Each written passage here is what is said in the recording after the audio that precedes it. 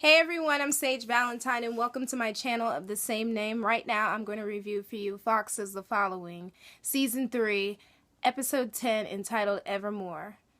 Dear writers of The Following, if you're watching this video, whoever that is involved in The Following, if you are watching this video, I am not mad at you. I am upset that Joe Carroll has died. I am holding on to the tiny shred of hope that I have that perhaps maybe there was a follower who administered those chemicals and maybe Joe was kind of knocked out or something. And he'll wake up somewhere far away from the prison. I am a part of Team Delusional on this. I will not believe Joe Carroll is dead until I see his body. It's just too easy to kill off Joe Carroll at this point. Even though I know there are other shows that have killed off integral characters towards the end of the seasons and have been able to go on without him. But there's just something that's not right. But with that said, I'm still upset. I am still so upset. But on the flip side, at least we were able to see who this Penny chick is that Theo was asking about. It's his baby sister, who's possibly a drug addict, whose boyfriend is none too happy that Theo is coming to save her, and basically dies by Theo's hand. And then to get back at Theo, this chick decides to press some button on the computer while Theo's watching all of this prison stuff unfold and release the brutal killers on death row. Damn near getting Joe Carroll killed and Ryan Hardy killed. On top of that, poor lawyer who's probably completely psychologically damaged, and if she decides not to practice law, hey, I don't blame her anymore. I wouldn't even go anywhere near a prison after that. She was like this close from being raped. And when Ryan beat them down, I understood where he was coming from. However, Ryan has gone to the dark side and he's not coming back. And again, I'm not surprised by that either, because that has been foreshadowed since season 1. We could tell that Ryan was changing. Joe Carroll's main objective of getting Ryan Hardy to the prison was so that he could have one last conversation with Ryan. As crazy as that would sound to anyone who is not into The Following, to all of us that makes sense, because everything that Joe Carroll has done was to get Ryan Hardy's attention.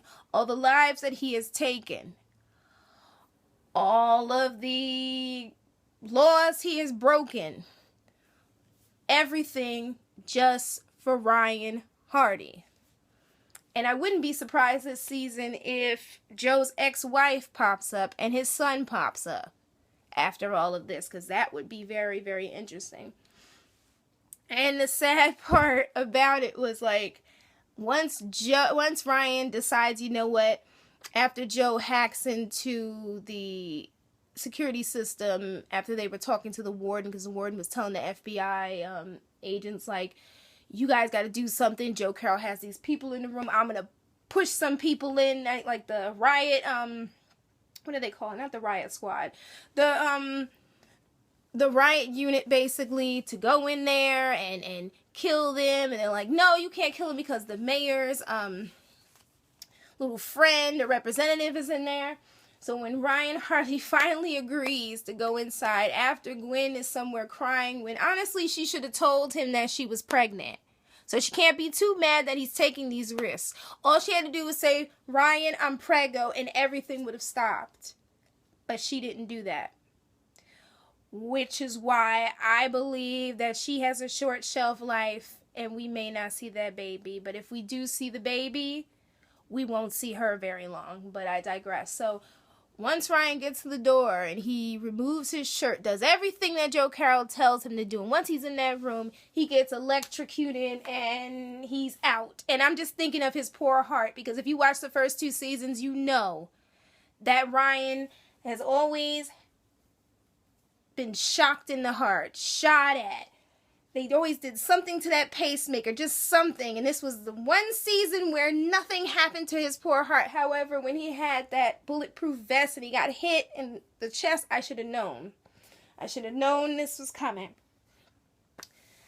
But they were just able to spend time with one another. And you could tell that, like, Joe was at the end of his rope. Like, he was just like, this is my last time to see Ryan. I don't really care. I'm going to die anyway. Whatever. And it was just a sad, sad scene. And I felt so sorry for that lawyer, too, because then she ends up on a table, and Joe Carroll has this scalpel dangling, like, above her eye. And I'm just like, this poor lady, I swear, like, oh my God.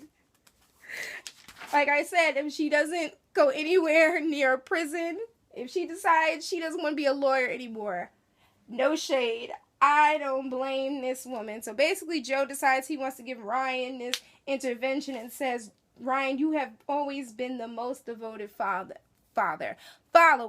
100% correct, as always, because Ryan Hardy literally has for the past couple seasons. But I really hope that this is not foreshadowing the end of the following. Like, Fox, seriously, I want a 4th season here. You guys gave us a 3rd season. Can we please have a 4th season, because it's getting good. And Joe was right that he is the only person that really knows Ryan Hardy. Definitely. And Ryan basically tells Joe that the one thing that he's afraid of is that Joe is right. Now, you guys can interpret that whatever way you feel like, but the way I interpret that is this. That Joe sees that dark side, that Will Graham to his Hannibal, inside of Ryan Hardy. And that is what scares Ryan Hardy the most. And as I said with Theo was like hacking into the system, watching everything go down. And then all of a sudden, as he watches Joe and the rest of the people going into death row, all of a sudden his sister presses that button and she releases all of those killers.